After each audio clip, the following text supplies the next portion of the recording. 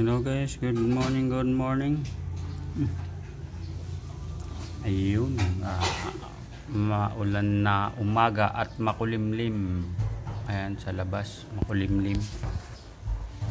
Try natin ayusin tong ating lithium. Bagsak na siya eh. Ito na tayo.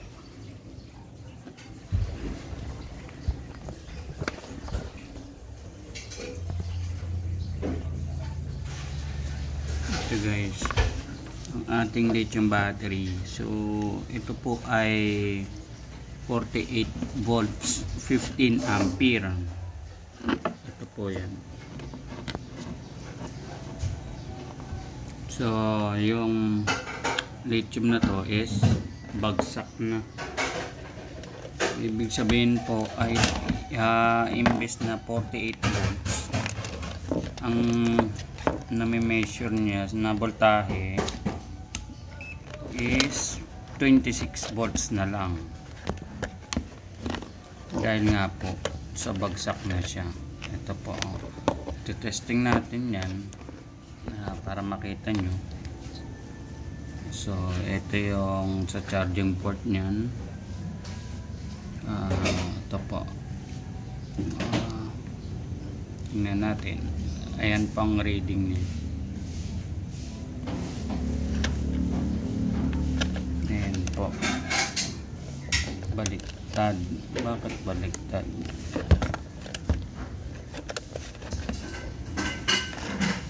Ayan po.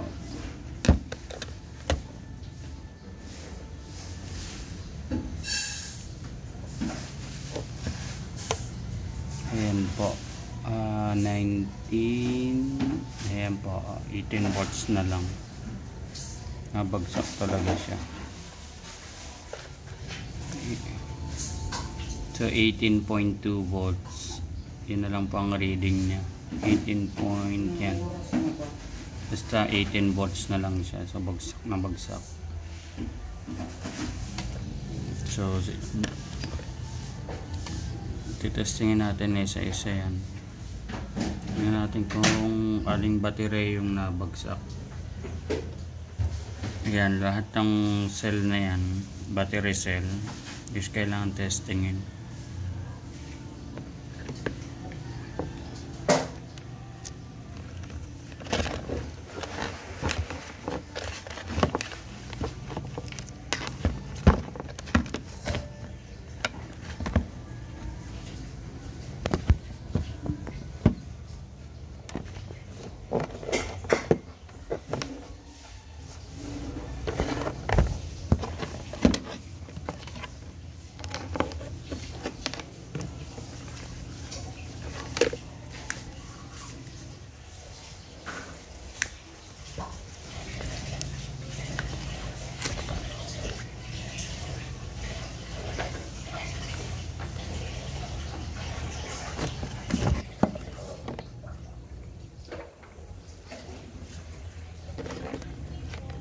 So tingnan natin ano yung nagkakos ng ba't siya bumagsak. Ito po yan, dahil sobrang kalawang, no? Kinalawang po yung mga plate.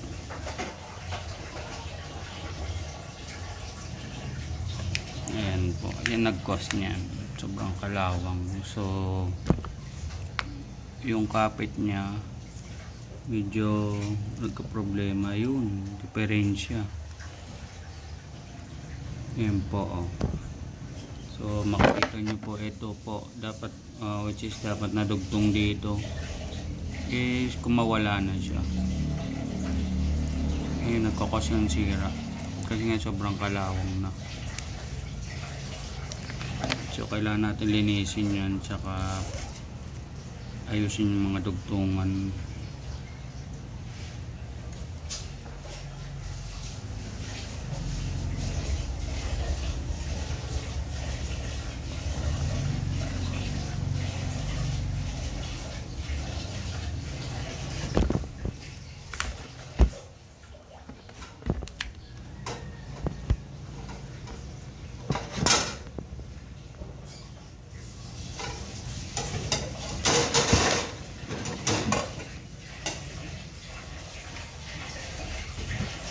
Ilabas natin ito para lumamit kaya sa aso.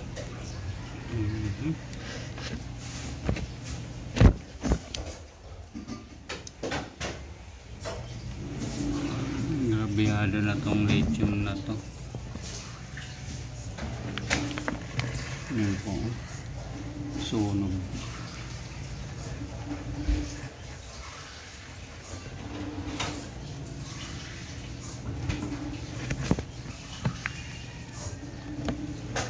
So testingin natin yung mga terminal kung okay, kung saang part nagkakaroon ng problema. So dito lang po yan. So tap lang tayo sa negative.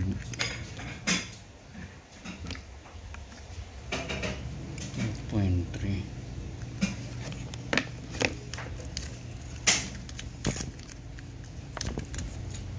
Basa yata yun.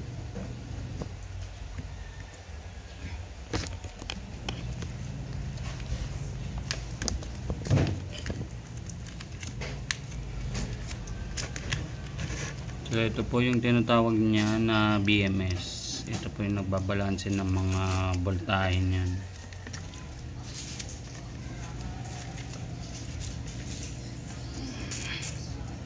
Yan po, BMS.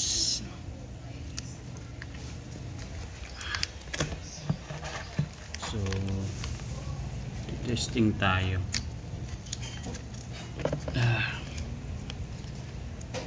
So naka-series, naman yan dito. Naka-series kada ano yan, 13 yan. 1, 2, 3, 4, 5, 6, 7, 8, 9, 10, 11, 12, 13. So 13S. Ito po 13S yan. 13 na piraso na pula. Yan na nakadugtong dito na ibabalansin nyo. So testing tayo isa-isa. So tap lang natin to sa negative. Ito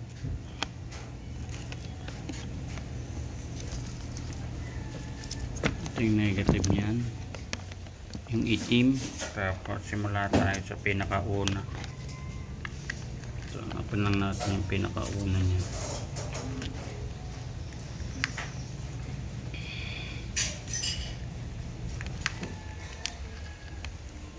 Ito pinakauna. Measurement niya 4.3. Hindi makita yung tester.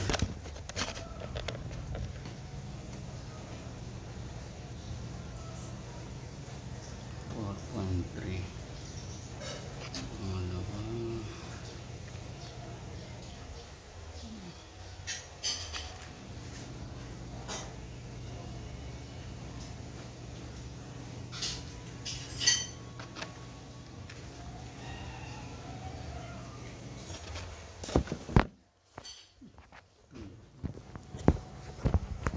Itong set po natin.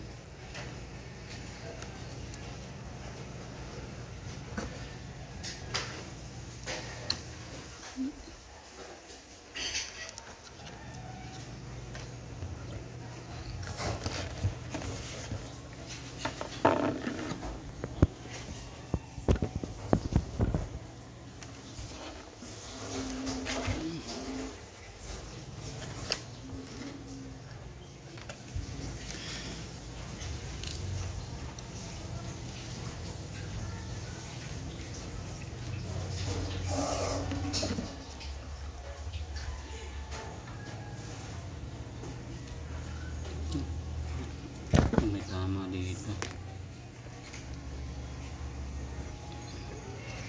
Ayusin ko lang mga ka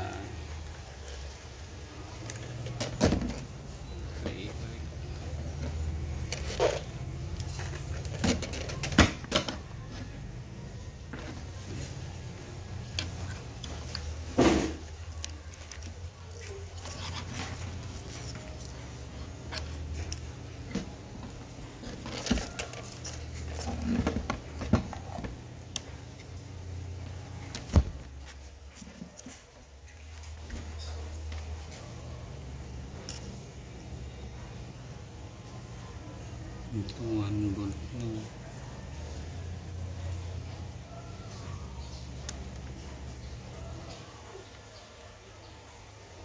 May diferensya 1 volt.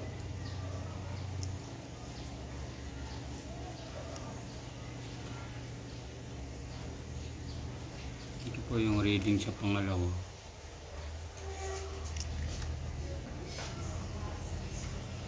Ang reading natin sa pangalawa may problema. Ito yung pangalawa na yun. Ito po yung pangalawang reading. Ayan po. Wow, 1.1 volt lang yung pangalawang ano na linya. So may diferensya tong side na to.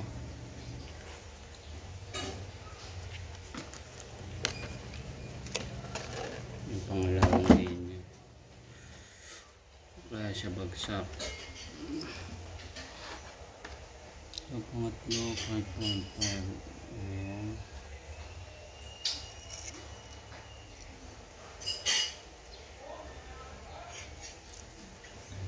Pang-apat na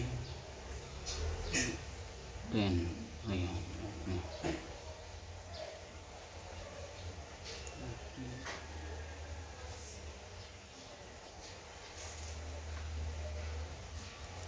Okay.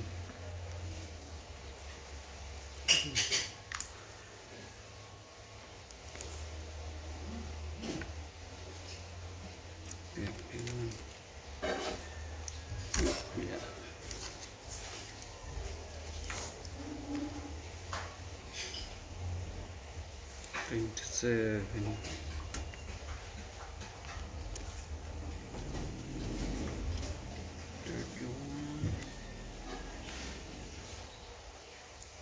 Four.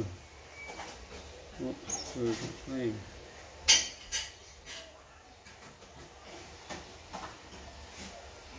44. Then 49. So good.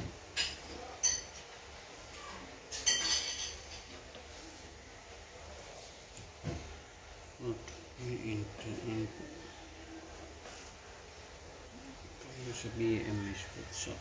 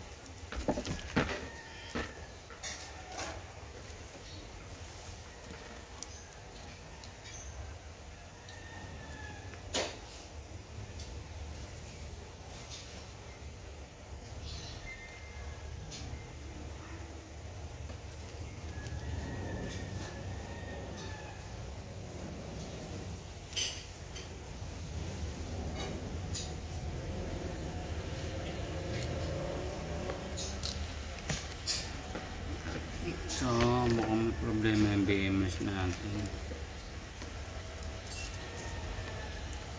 So, ayusin lang po natin yung ating mga kasabay ng mga linya na rin. Ipifix natin.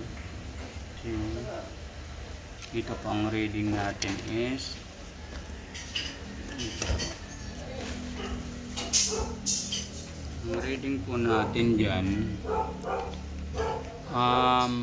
yung pinaka end to end niya.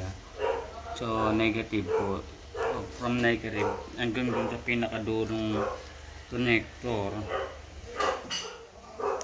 which is ito po, is 49.5.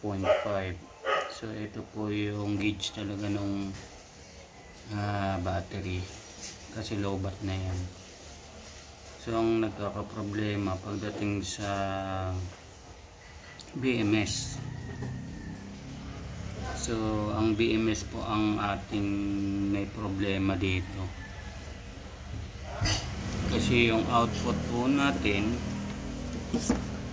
sa BMS, paglabas na sa BMS ay dito nagkakaproblema.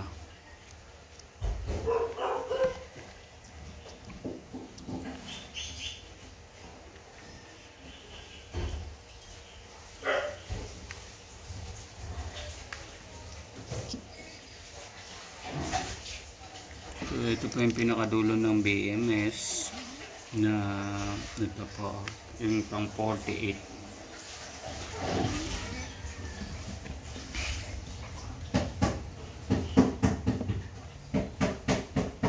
So try natin i-tap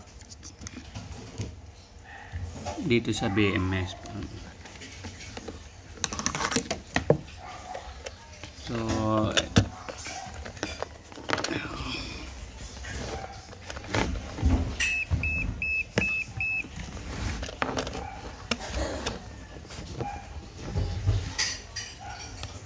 So sa BMS po, ang ating reading ay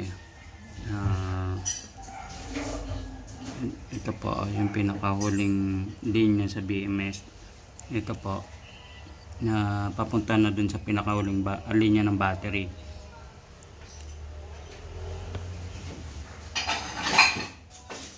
So tap tayo sa linya na to, dapat magto-total yan ng 48. Tapos dito po tayo sa P+. Ito po. Ito po ang kulay blue sa BMS. P. Dalawa po yan. Isang P minus. Ito po. Ito pong blue. P minus po yan. Ibig sabihin negative yan.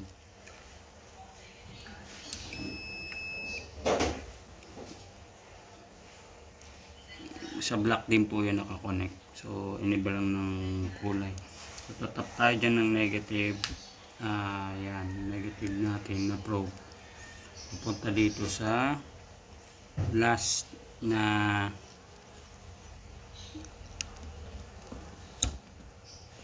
ito po, set tayo ulit. Yan, dito po tayo sa last na out na linya ng pula. Ito po, ito yung dapat magpo 49 to 50. Ayan po, so nakikita niyo po nagbabago-bago siya. Ayan,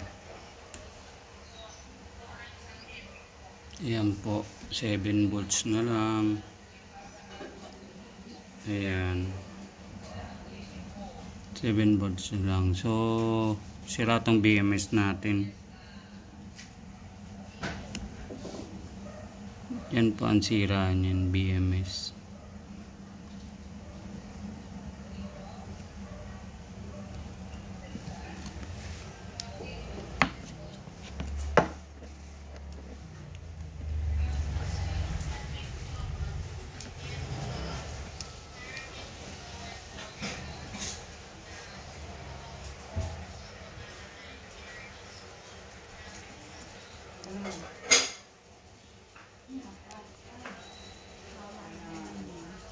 Ayan po, 5 volts na lang.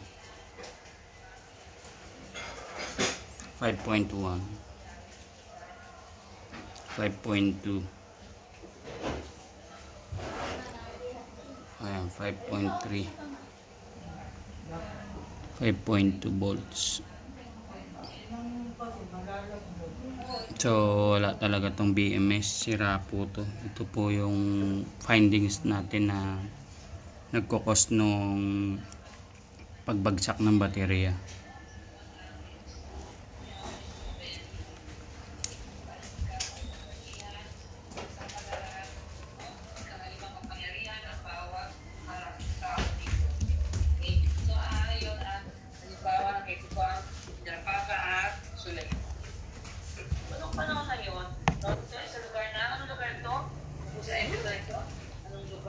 Yes, Ranas.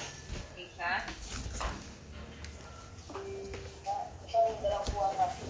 Sa Mindanao. No? Sabi na. Ito ay nabuok na gawa sa Mindanao o ito ng Maranao. No? Sabi na, napiladaan ang Mindanao. Sa Mindanao. Ang yan ang Mindanao. Ito ay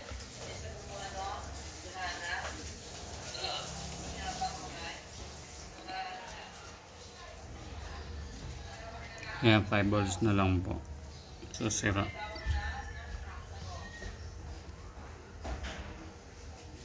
.3 volts.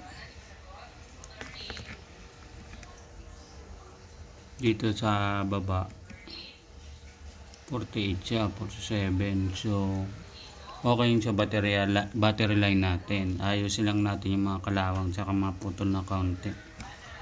So the same dito yan. Ayan po.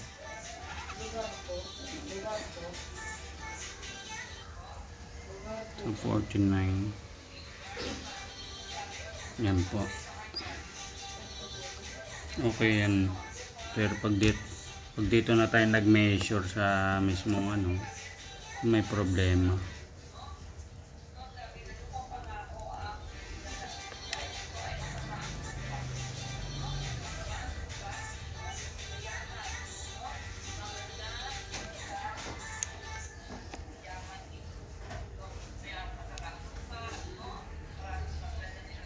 Ngayon, problema. Dito okay siya. Sa blue.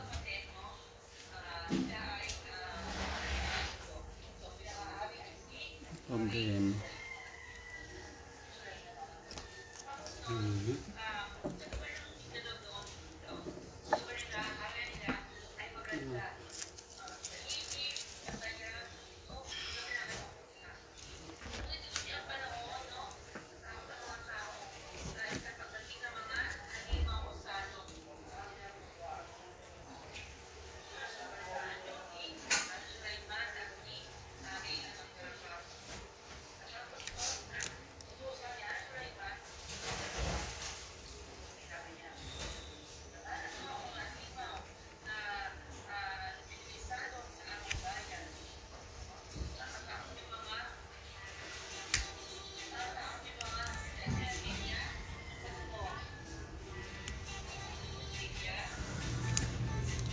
Problema sa output ng negative dito.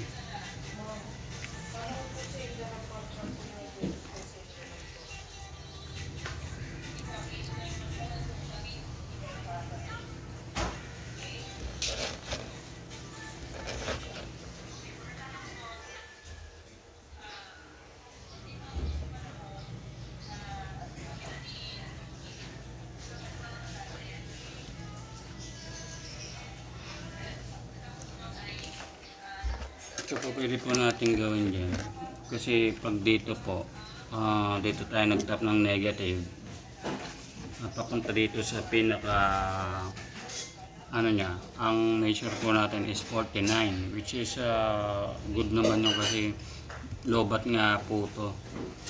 Pero pagdating dito sa blue, dito po sa out niya,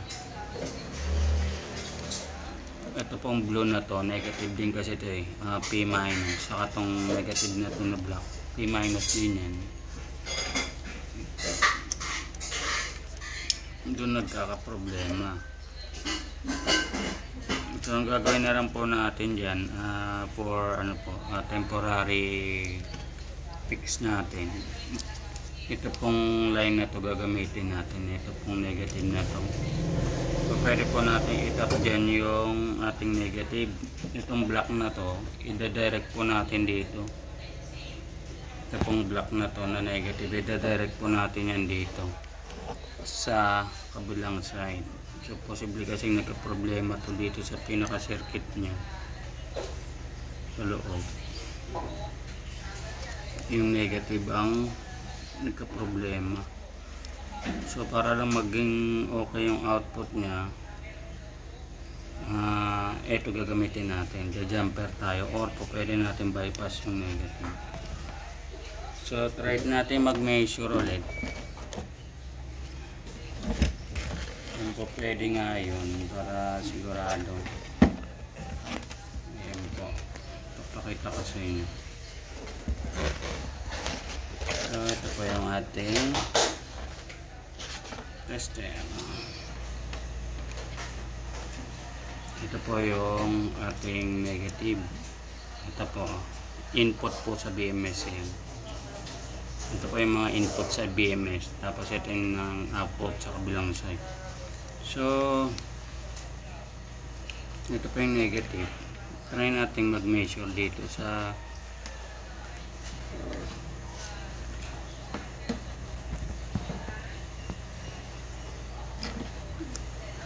try natin mag-measure sa output ng pula. Ito po yung pula, yan po, red yan. Ito po yung positive nyan. Tapos measure tayo ng negative dito sa input ng negative sa BMS. Ayan po, kita nyo po 49.5, which is good naman po yan kasi lobat lang tong lithium natin. So po pwede natin gawin yan, bypassing yung negative for temporary kasi medyo mahal din yung mga original na BMS. So temporary fix lang gawin natin yun. Okay,